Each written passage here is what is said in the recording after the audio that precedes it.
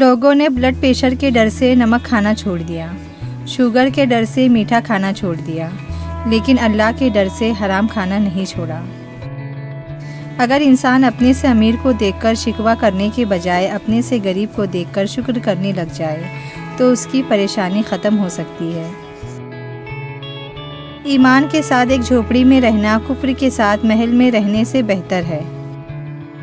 جس طرح بڑے ہو کر پتہ چلتا ہے کہ والدین سچ کہتے تھے، اسی طرح قبر میں جا کر پتہ چلے گا کہ قرآن سچ کہتا تھا۔ اعتماد ایک چھوٹا سا لفظ ہے جسے پڑھنے میں سیکنڈ، سوچنے میں منٹ، سمجھنے میں دن، مگر ثابت کرنے میں ساری زندگی لگ جاتی ہے۔ 3 لوگ جب آپ کے سامنے بول رہے ہو، ان کی بات کبھی مت روکے، کبھی مت ٹوکے۔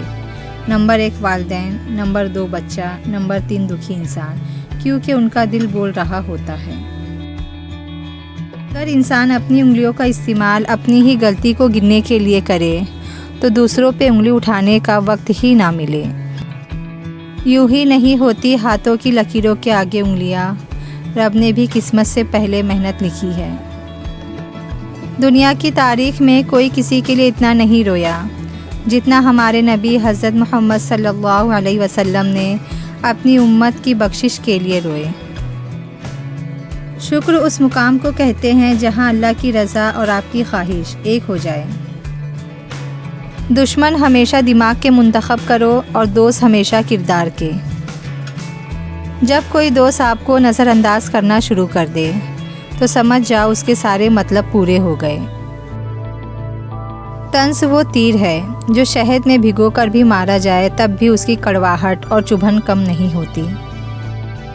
حساب کتاب صرف رب نے صحیح لگایا، سب کو خالی ہاتھ بھیجا اور خالی ہاتھ بلایا۔ توڑنا نہیں جوڑنا سیکھے، کیونکہ توڑنے والوں کی حویلیاں بھی ویران رہتی ہے اور جوڑنے والوں کی قبریں بھی آباد رہتی ہیں۔ زندگی آسان کسی کی بھی نہیں ہوتی، بس اپنی اپنی اداکاری ہوتی ہے۔ کوئی جھیل لیتا ہے اور کسی میں برداشت کرنے کی طاقت ختم ہو جاتی ہے۔ نصیحت ضرور کرے، لیکن سامنے والے کو شرمندہ مت کرے، کیونکہ مقصد دستک دینا ہوتا ہے، دروازہ توڑنا نہیں۔ اگر آپ ہاتھ پر ہاتھ رکھے اچھے وقت کا انتظار کر رہے ہیں، اچھا وقت بھی ٹانگ پر ٹانگ رکھے آپ کی محنت کا انتظار کر رہا ہے۔ لوگ کہتے ہیں اپنوں کے آگے جھک جانا چاہیے، میں کہتی ہوں جب کوئی اپنا ہوگا آپ کو جھکنے ہی نہیں دے گا۔